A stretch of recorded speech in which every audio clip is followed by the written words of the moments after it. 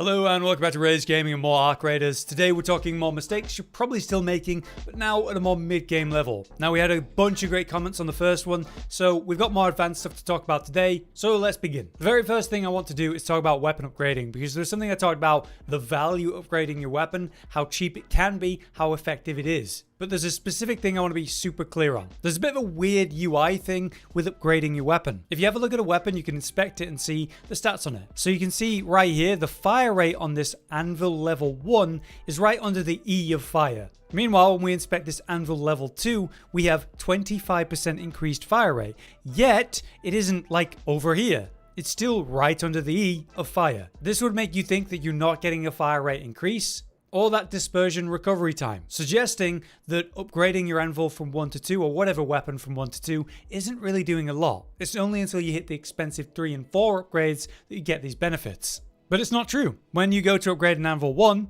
you now see that dispersion recovery time. You now see that increased fire rate. But you also see plus 10 to durability with this blue number that shows like, hey, this is the increase. But again, if you inspect the anvil level 1 that doesn't have that modifier, it's not there under the stats. When I inspect the anvil that's level 2, I now see those upgrade modifiers, the basic version. When I inspect this anvil level 3, it's now 12.5 and 50%.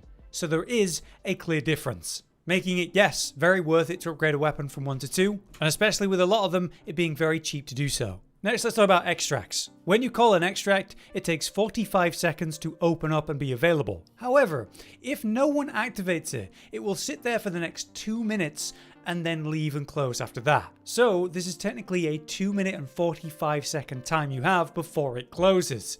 I use this strat for ultra effective money runs. An example on Spaceport is the departure building. It's conveniently right next to the west elevator. On this spawn, I spawned to the west towards like the water towers, blasted by that extract and popped it. I now have 2 minutes and 45 seconds to return. Then I run into the departure building and go into the showers and locker room, loot that, fill my bags, head back to the extract, and it's not even close to closing in that time. This is an incredibly effective loot run you can do, all within a 3-minute window if you spawn on the west side. Alright, here's a funny one.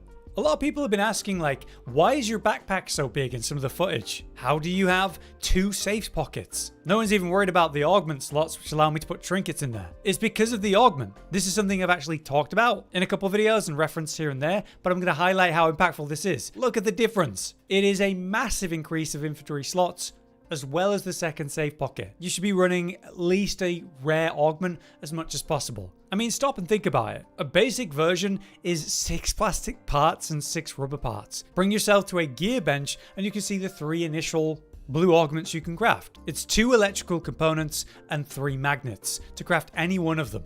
Electrical components can be used at the refiner, which is 4 rubber parts and 8 plastic parts. And while magnets can be found pretty easily in your standard industrial areas, you can also buy them every day with the seeds via Celeste, which is what I'm doing on cooldown, so I always have them as a resource. The difference this makes on a money run is absolutely comical, and any successful run in general. You've got 60 kg of weight compared to like 45 or whatever. They also give you other passive benefits, right? But a lot of people have been talking about the Tactical Mark II. And on paper, this doesn't have as much value as maybe a Combat Mark II or maybe a Looting Mark II. The storage space is still solid. You get an extra slot for deployable units, which basically means your traps, zip lines, barricade kits. And the passive is actually really good. When your shield breaks, basically you've been ambushed by a player or a team, you automatically drop a smoke grenade. A lot of people have been talking in the comments about how this has saved them. And something that does happen in, trios and duos is a team spots you and blasts you and you go down before you can even react. This instant smoke grenade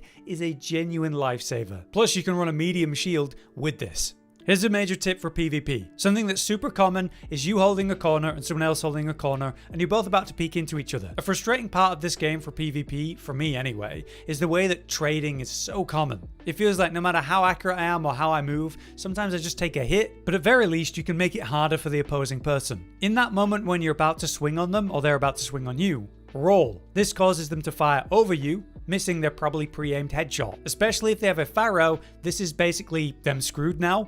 They missed the shield break shot. Super effective, very simple thing, roll when you're about to peek someone. Now speaking of important movement concepts for PvP and in general combat, there is a couple cool things you can do with hops, slides, and shooting while your gun's out. Now admittedly, I have 4 points in the improved sliding passive in the movement tree, so I may be getting more benefits of this than someone without that, but there's some things I've noticed in combat that I think are really cool and actually quite effective when you're given the chance to use them. You want to minimize someone's ability to just shoot you.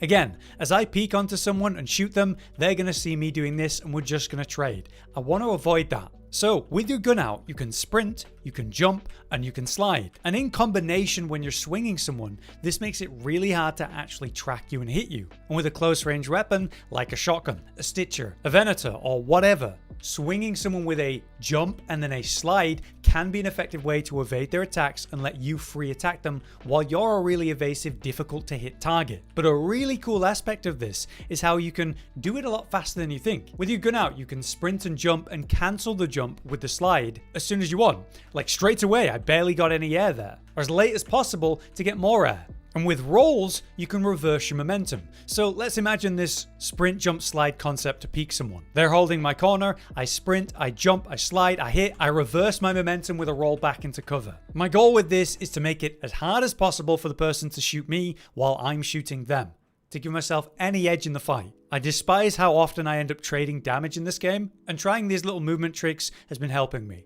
One warning I want to give you guys as well in regards to the skill tree is something being discussed and talked about in general. This right here, calming stroll, doesn't do what you think it does. While walking, your stamina regenerates as if you were standing still. So when I'm not sprinting and losing stamina, I'm regaining really quick. No. Walking is actually a specific thing you must force yourself to do. Here I've got it bound, I chose caps lock because I use the same thing in Tarkov, to walk. So this is sprinting and this is basically jogging. This is what walking looks like. So if you're not doing specifically this, that passive is not working. However, there is one other way you can trigger this walking effect, which is when you're over encumbered specifically. So that passive would be relevant there if you find yourself walking over encumbered a lot. But why would you ever choose to walk like this to recover stamina? In a combat situation, maybe you'd be crouching, and there are better passives that can benefit stamina recovery while crouching. So basically, I don't rate that passive at all, and it probably doesn't work how you thought it did. Next up, a tip to do with Rocketeer drivers, which are, of course, very valuable, 5,000 each. But to get them, you need to destroy a Rocketeer, which can be very difficult, right? Well, no, actually. There's a special husk event that spawns more husks, but you can find husks on the map anyway. These husks are basically fallen Rocketeers that you can loot, and inside of them can be broken Rocketeer parts, which can sell for like 2k, or the full-on driver that you need for your workshop upgrade, or just sell for 5k. When you get one of these special husk events, running these and just looting them can lead to incredible results. Here's one that Josh did where he didn't fight anyone, killed basically no arc, did nothing but loot them, and had over 100k in value. That's incredible. To give you a specific example of where you can find them, on the damn battlegrounds. Go to the old battleground. All around here in the waters, you can find many of these Rocketeer husks. But you can also find them over here in the lakes, all around the red waters around these 3 islands. If you have the event where more are spawning, focus that map, run around hunting them, and you'll make some big returns for what is really easy. Okay, next, a tip that I feel is obvious, but one that I had to sort of talk about with my friends until they started doing it. It's basically, keep your gun in your goddamn hands when you're in a building. If you're in a building and you're exploring it for the first time, you're not full cleared it, why is your gun not in your hands? Yes, you're slightly faster when your gun's away. And that feels good. And it's probably a bad habit that a lot of us are doing right now. So ask yourself, how many times have you been running around at your fastest speed inside a building, and then you bumped into a pop and it blew up and took off all your shield? Or a flamer burned half your health as well? It's so annoying when it happens, and it's so easy to keep your gun in your hand, clear the building, then go loot and all that. Worst case scenario, you don't bump into a pop, but some guy with a shotgun in a corner or something. I know that's a simple tip, but genuinely I'm trying to get my friends to keep their guns in their hands, so I stop watching them lose their shields every time we go into a building. Next, let's talk about big arc, bastions, bombardiers, leapers, that kind of thing. Did you know that lure grenades are incredible for dealing with leapers? You throw one and it forces the leaper to land on that set spot, which then allows you to set up any kind of grenade combo or burst on that location. It prevents it from landing on you and the team, and gives you that window of freedom to start blasting it and control the fight before it gets out of hand. Lure grenades can also be used to turn around bastions and bombardiers, exposing their back battery to you, which is super nice as a solo player. If you want to deal with big arc, you can absolutely spam craft snap blast grenades. The bigger brother to that is obviously the trigger grenades, which is basically the same thing but stronger, and you get to decide when it blows up. As you can see, these can be both crew crafted in the explosive station at level 1 and 2, but require crude explosives and then another component, magnets or processors. As we talked about, magnets can be bought from Celeste, processors are a bit more rare, but obviously it's a stronger option. But those are the two primary grenades that I kill all arc with. The others, like, your blaze grenades, heavy fuse, they come and go. They're awesome when I've got them. But if you want to go kill arc, those two grenades are my go-to option. Honestly, I can craft like 9 snap blast grenades, dump it into a target, and make way more money by the parts I bring out and the incredible XP I just generated. If you're looking to cheese bombardiers, there is location options you can go for. Any room with a roof covering you is the ideal cheese location for dealing with bombardiers. The most commonly talked about spot for this is on the buried city. You bring yourself to the southern extract, the Plaza Rosa, and all around this are windows you can open looking at a bastion or bombardier spawn. Then from those windows you can throw grenades and such at it, then move back into cover, let it reset its aggro, or just swing and throw the grenade and go back into cover before it can react, and deal free DPS even just shooting the bombardier from this safety. But the truth is, any location that has a kind of covering above you will do the job. It's firing mortar fire. So this literal broken down house on Blue Gate, Josh was able to use this and solo a bombardier. For me, on Spaceport or the Northern Trench, there's these like broken silo or cylinder shapes that cover me from above. So I could use that there too. If you see that opportunity, a bombardier is actually suddenly very doable. Here's a fun one from Reddit that I'm just going to mention in this video. You know the Wasp drivers? They blow up in a kind of blaze grenade style, but you need to shoot them to trigger it. Place a bunch in one location, bait a leaper to come leap to you, and then shoot them, blow them up. It requires 8 to instantly kill a leaper. So let's say you're killing a couple wasps in a normal run, you've got a couple of these drivers. You could think about setting up a trap, a bomb, for any kind of arc you want to deal with for a really surprisingly strong burst in the middle of a raid. But I wouldn't be bringing wasp drivers in for this purpose.